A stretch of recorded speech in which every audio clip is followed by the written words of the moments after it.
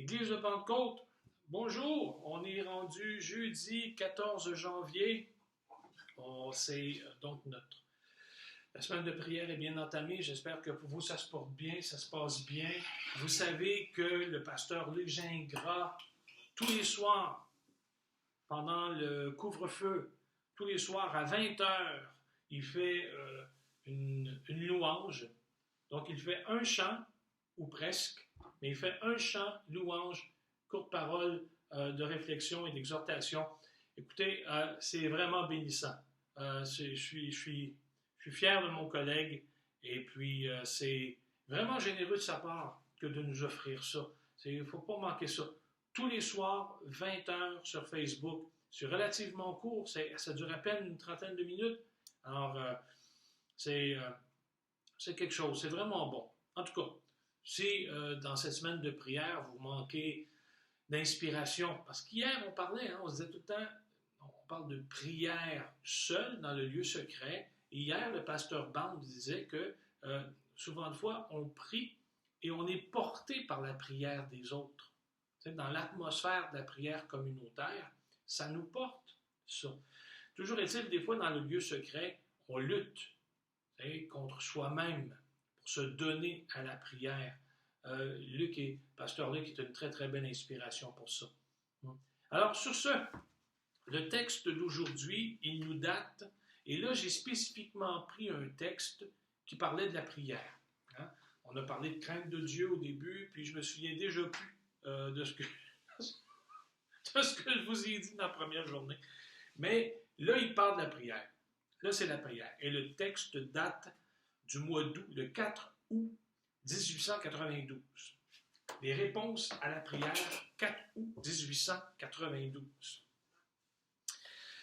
Ce que la Bible déclare, c'est que non seulement Dieu entend la prière, mais il y répond en nous donnant ce que nous avons demandé. Les saints de la Bible ne se concernent pas seulement par l'exercice de la prière. Ils s'attendaient à obtenir une réponse. Il va de soi que le motif et le but de la prière dictent les réponses à obtenir. Ils ont prié Dieu parce qu'ils désiraient quelque chose de lui.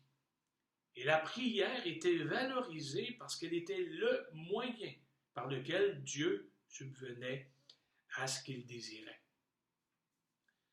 La règle est donc celle-ci. Dieu nous donne ce que nous demandons. On peut, comme l'apôtre Paul, prier pour que Dieu enlève une écharde de notre chair et qui est là pour notre discipline. Dieu, en ce cas-là, peut répondre en donnant plus de grâce. Comme Moïse, on peut aussi insister pour entrer dans la terre promise, alors que le plan de Dieu contrevient absolument à ce désir. Mais ce sont là des cas exceptionnels. Car la promesse est aussi franche que le commandement est bref et insistant. Demandez, vous recevrez. Invoque-moi, je te répondrai. Tout ce que vous demanderez en priant, croyez que vous l'avez reçu et vous le verrez s'accomplir. Nous suivons donc la lettre et l'esprit de la Bible quand nous affirmons que Dieu répond aux prières en nous donnant ce que nous avons demandé. Et lorsqu'on pressent qu'il retient ce que nous avons demandé et qu'il nous offre autre chose à la place, alors c'est l'exception à la règle. C'est une exception. Quand un de ses enfants lui demande du pain, il donne du pain. Bénéficier des grâces qu'on n'a pas demandées, c'est le signe.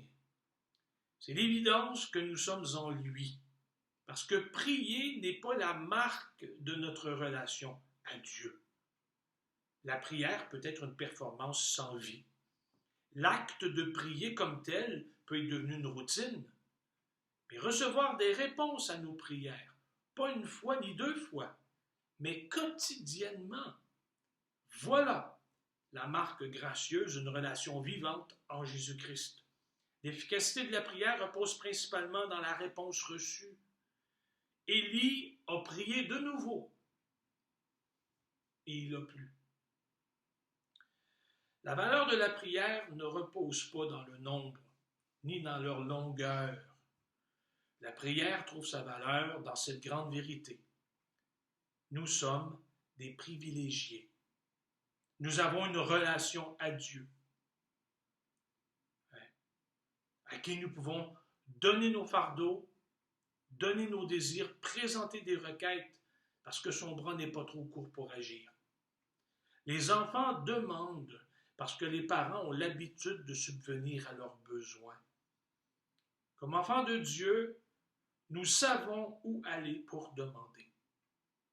Le chrétien ne prie pas pour se motiver. C'est lui qui motive sa prière à se saisir de Dieu. Le cœur de foi ne connaît pas le scepticisme qui maintient que la prière ne change pas Dieu. On sait que théologiquement, Dieu ne change pas, mais on sait aussi pratiquement que la prière change et fait bouger les choses. Et si Dieu nous semblait immobile ou attendre de nous une quelconque initiative, la prière l'y engage. Demande-moi et je te donnerai, c'est ce qu'il dit. La foi enseigne aux gens de prière que les buts de Dieu sont toujours motivés par l'écoute et l'exaucement de nos requêtes. L'attention que Dieu porte aux prières est une priorité. C'est comme si tous les autres plans divins y seraient subordonnés. Dieu est en charge du monde. Il administre son plan de salut en harmonie avec et par le sens des prières qu'on lui présente. La prière des saints monte constamment devant lui et le feu de cet encens est par la suite jeté sur la terre. Ça, c'était une très, très belle formulation.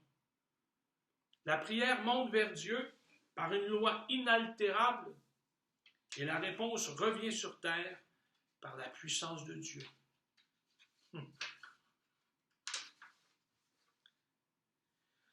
Ne pas se préoccuper de la réponse à la prière, c'est ne pas prier.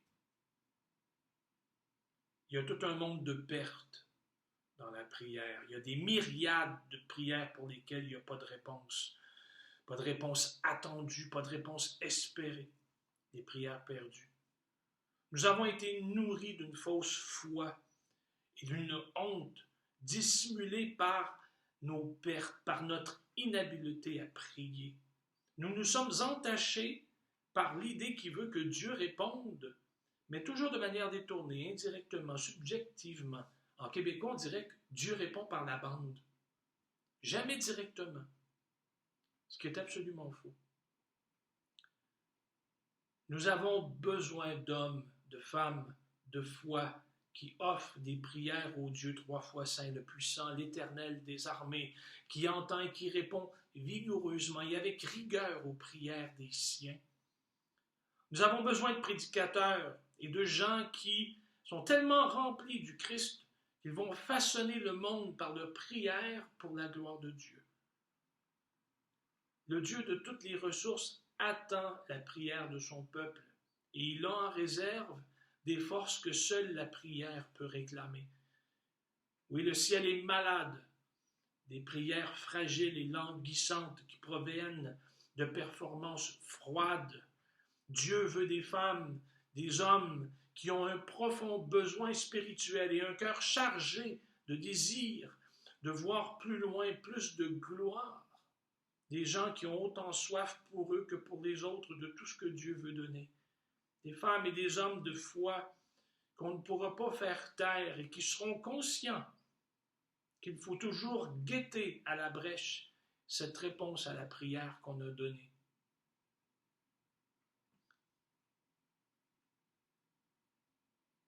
Il n'y a pas grand-chose à redire là-dessus.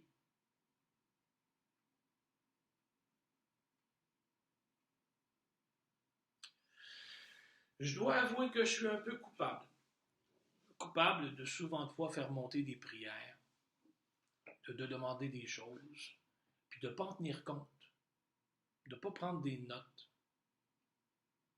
de ne pas savoir quand Dieu exauce, puis de ne pas le remercier. Vous savez, C'est comme arriver d'une journée de travail, puis s'attendre à ce que le repas soit là. Noblesse oblige. Un merci une fois de temps en temps. Ouais. Le surintendant du district du Québec des Assemblées de la Banque du Canada, Michel Bisaillon, le révérend Bisaillon, nous exhortait, puis là, ça fait quand même quelques années, là, nous demande toujours de vivre avec intentionnalité, c'est-à-dire de faire les choses d'une manière intentionnée. Le faire parce qu'on veut le faire, puis faire sentir à l'autre que c'est du temps qu'on prend pour lui. En fin de compte, dans la relation qu'on a avec Dieu, ce que le pasteur Ian Bound nous recommande de faire, c'est justement ça. Quand il nous dit « prie et attends-toi à cette réponse-là ». Alors, multiplie pas les requêtes, multiplie pas les paroles. Demande et attends. Ou si tu en as gros sur le cœur, prends note, puis attends toutes les réponses que tu as demandées. Seigneur vous bénisse. Bonne semaine de prière.